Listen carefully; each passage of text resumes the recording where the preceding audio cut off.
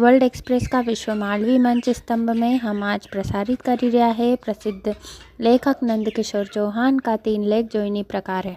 पहलो लेख है कवच। ऊपर वाला ने इन्हीं दुनिया की रचना भी अजीब तरीका से करी है। क्यों है कि ए खुदा तेरी कैसी खुदाई, तूने कैसी ये दुनिया बनाई। मनक पाषाण युग में थो, उन्हीं बखत तने मनक के वसाज सुरक्षा साधन दिया। मनक के ठंड गर्मी और बरसात से बचाने सारू शरीर पे रक्षा कवच का रूप में घना बाल दिया।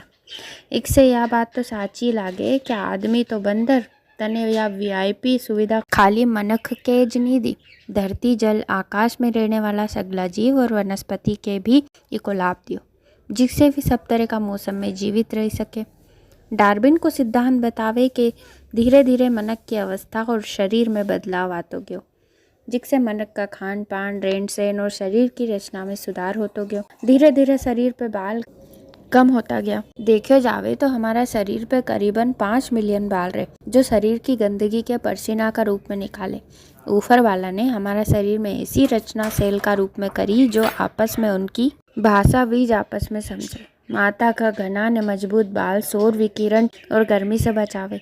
आईब्रोज का बाल पसीना के नीचे बहने से रोके।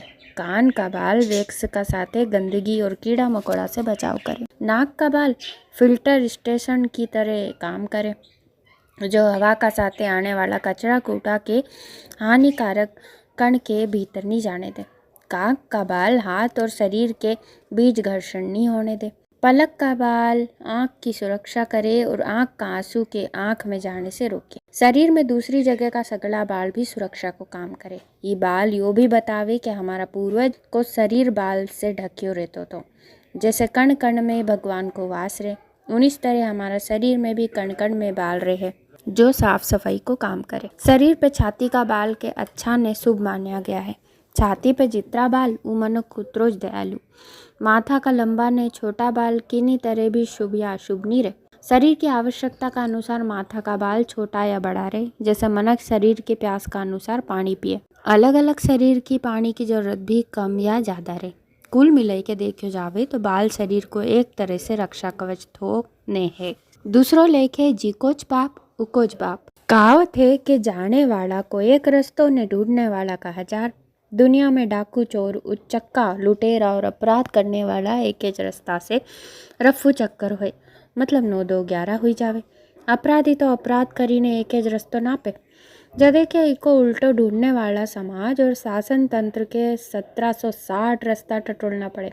देखने में आयो है कि कदी कदी चतुर अपराधी साथे रहीने कांक में छोरो ने गांव में दौड़ो वाली समस्या भी उभी करी दे। इतरोज ने अपराधी को पतो लगाने वाला के तो दिन रात एक करीने उको पतो लगावे, मतलब अच्छी खासी कसरत करनी पड़े।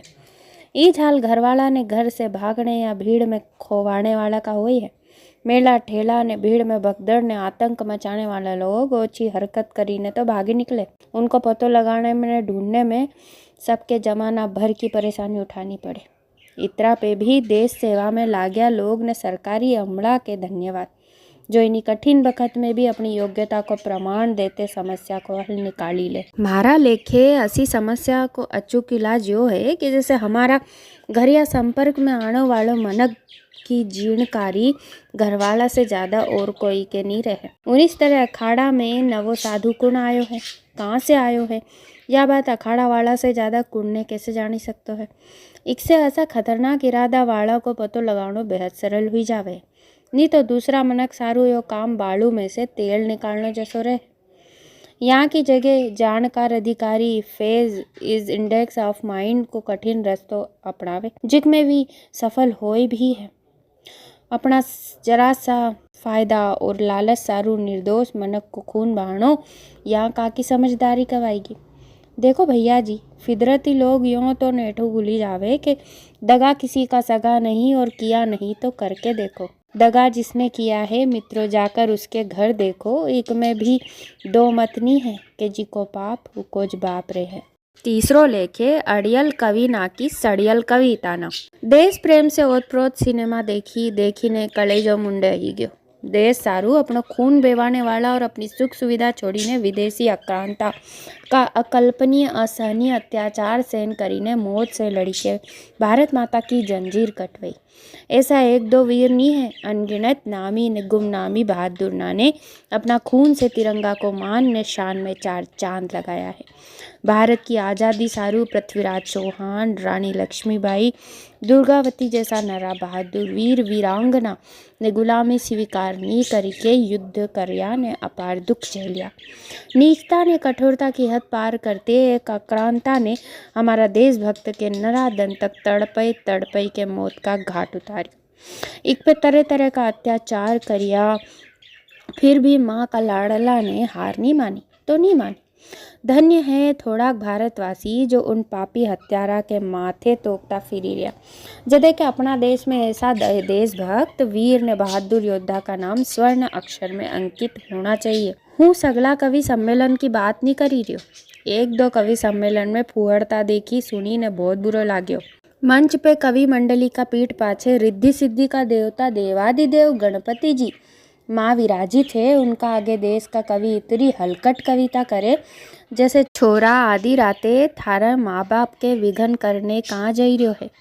दूसरा जाता मनक के बोले दादा इनी बकत उठी के की याद आएगी कि तम घरे जई रहा। आदि आदि संचालक ने कवित्री की सड़ियल ने बिना हाथ पाँव की नोकझोंक मारे लागे जी के देखी ने पाछे बैठिया देवता भी मुंडो फेरी ले। महाराज जाने एक में कोई की गलती नहीं है, जैसो भोजन सबके भावे ऊंच तो परोसनो पड़े है कि नहीं। कवि ना के तो अपना उल्लू सीधो करने से मतलब। कवि ने कवित्री की बात तो छोड़ो, अपना देश का थोड़ा ज्यादा देशभक्त लोग देश की पीठ में चूरो भोगने से भी पचमानी पड़ी रहा है। वी देश की जड़ के हड़ानो चाहिए रहा है। इना काम सारू वी साम दाम दंड ने भेद के भी अपनावे। ऐसा देश प्रेमी को देश प्रेम देखीने बलिदानी ने देश पे मरी मिटिया सरग में बैठिया लोग कहीं कहेगा कहीं हमने इज दन देखने वास्ते देश पे अपनो सब कहीं न्योछावर करियो तो। जय मालवा, जय भारत।